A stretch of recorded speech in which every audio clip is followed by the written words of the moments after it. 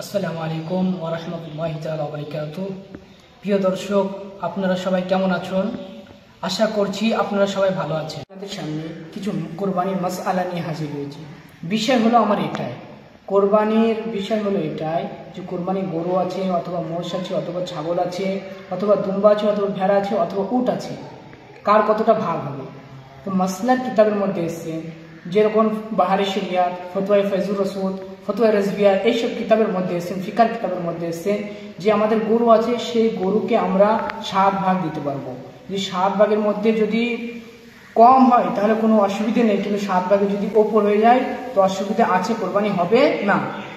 আরও ফিকার কিতাবের মধ্যে এসছেন যেমনি গরু আর মোষ আর উট, এই 3টে মশলা একই আছে, 7 ভাগ দিয়ে যাবে। 7 ভাগের কম হলে কোনো অসুবিধা নেই, আর 7 ভাগের বেশি হলে কোরবানি হবে না।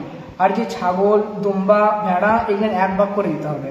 আর মাসালা হলো এটাই, এইসব মাসালা ফতোয়া ফয়জুর রাসূল বা ফতোয়া রাজবিয়া বা বাহারি শরীয়তের মধ্যে এসছেন। আর একটি মশলা যে আমরা গরু দিই বা ছাগল দিই বা দুম্বা দিই বা উট দিই, এর মধ্যে যদি কাউরির বা নিয়াত যদি থাকে আমি কোরবানি দিচ্ছি শুধু গোশত খাওয়ার জন্য, তাহলে কাউরি কোরবানি হবে না।